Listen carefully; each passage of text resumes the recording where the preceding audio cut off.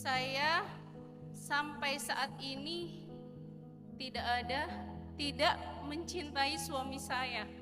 Bahkan pernikahan saya sudah 6 tahun. Karena bagi saya cinta adalah nomor kesekian. Untuk apa hanya ngomong cinta, tapi bahkan sekarang banyak kan ngomong cinta tapi nyakitin, ngomong cinta tapi selingkuh, ngomong cinta tapi poligami diam-diam. Jadi saya nggak butuh itu, Ustadz. Jadi gimana saya bisa menghadirkan agar saya mencintai suami saya bertutur kata baik terhadap suami saya. Dan ketika saya benar-benar di titik terendah, saya lelah dengan pekerjaan di luar rumah dan lelah dengan pekerjaan di dalam rumah. Saya berkata kasar kepada suami saya. Saya sadar ketika saya berkata seperti itu, jangankan untuk masuk surga, menciumnya saja mungkin saya nggak akan mungkin. Saya pernah dengar dari seorang ulama ya di Mesir. Beliau lagi ngomongin tentang fikih keluarga, kata beliau.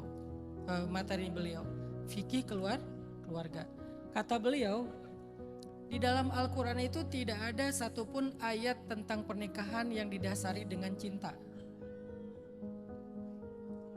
Jadi Islam secara konseptual tidak mengharuskan bahwa cinta itu menjadi syarat utama dari sebuah pernikahan. Tapi Islam sangat menghargai cinta.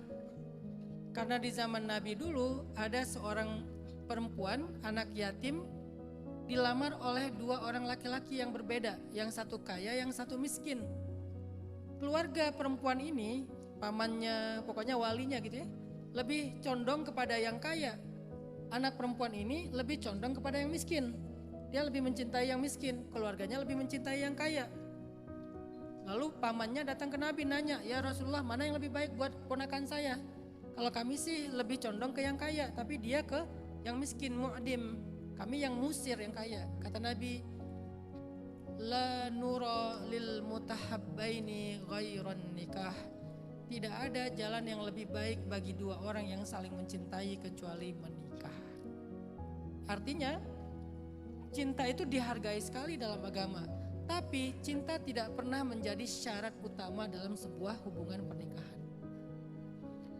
Bagaimana kalau ada rumah tangga yang tidak didasari cinta, atau cinta itu datang dan pergi? Awalnya cinta, nanti bete, terus berkurang, jadi hilang gitu. Apakah rumah tangganya bisa bertahan? Bisa sekali. Karena cinta bukan satu-satunya syarat dan modal bertahan sebuah rumah tangga dalam Islam. Cinta itu kan dalam Islam, dalam bahasa Arab disebut dengan al-ashq atau al-hubb. Sedangkan dalam ayat pernikahan yang disebutkan sakinah, mawaddah, warahmah, bukan hub. Sakinah itu adalah feeling safe. Ketika kita ngerasa aman, terlindungi, baik laki-laki dengan pemaknaannya maupun perempuan dengan pemaknaannya, feeling safe. Berarti ada sakinah di dalamnya. Mawaddah, merasa diperhatikan, merasa dibela, merasa diprioritaskan. Itu mawaddah dengan pemaknaan perempuan dan dengan pemaknaan laki-laki. Kalau boleh kasih bocoran untuk laki-laki, salah satu hal yang paling mawaddah bagi laki-laki itu adalah penghargaan. Secara penelitian ilmiah, laki-laki lebih menganggap penghargaan ataupun sebuah respek itu lebih dibutuhkan daripada kebutuhan hubungan biologis. Padahal bagi laki-laki kebutuhan biologis itu tinggi loh. Nggak sama dengan perempuan. Kalau perempuan kebutuhan ekonominya yang tinggi. Ya emang kayak gitu fitrahnya. Makanya saya nggak pernah setuju mengatakan perempuan itu matre. Ya memang fitrahnya matre kok. Dan saya juga nggak pernah setuju untuk mengatakan laki-laki itu nafsuan. Emang laki-laki itu nafsuan, itu fitrah. So what gitu. Kenapa merasa malu untuk mengatakan salah satu kebutuhan menikah itu untuk menunaikan kebutuhan biologis? Bukankah itu firman Allah di dalam Al-Quran? Walladzina hum li furujihim hafizun illa ala azwajihim, kecuali orang yang yaitu orang yang menjaga kemaluannya kecuali terhadap pasangannya. Itu berarti laki-laki kebutuhan biologisnya tinggi. Tapi ternyata dalam penelitian ilmiah, kebutuhan laki-laki terhadap respect, dihargai, ternyata lebih besar daripada kebutuhan dia terhadap masalah biologis tadi. Jadi laki-laki itu patah banget kalau nggak dihargai, teman-teman. Patah banget. Kalian nggak ngasih hak biologisnya dalam beberapa hari, mungkin dia sakit kepala lah ya. Tapi nggak patah loh. Tapi kalau kalian nggak menghargai dia, patah.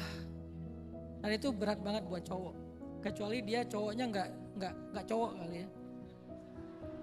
Kalau cowok sejati yang punya sisi maskulinitasnya ideal, itu tuh fatal sih. Masalah nggak dihargai itu fatal. Makanya gimana pun Kak Febri punya penghasilan lebih, minta nafkah dari suami. Dan hargai walaupun yang diberikan itu kecil. Hargai walaupun yang diberikan itu kecil. Katakan ke dia, makasih ya udah berjuang untuk kami. Itu dia mau ngelakuin apa aja buat Kak Febri itu. Gak tahu ya, mungkin beda-beda orang ya. Saya merasa kalau saya bisa ngasih nafkah buat keluarga, saya itu ngerasa berharga. Bahkan ketika istri saya ngingetin di awal bulan, saya gak tersinggung. Biasa aja. Gak pernah saya pikir, kayaknya dia gak cinta deh sama aku, cuma mengharapkan nafkah doang. Enggak, emang gitu perempuan.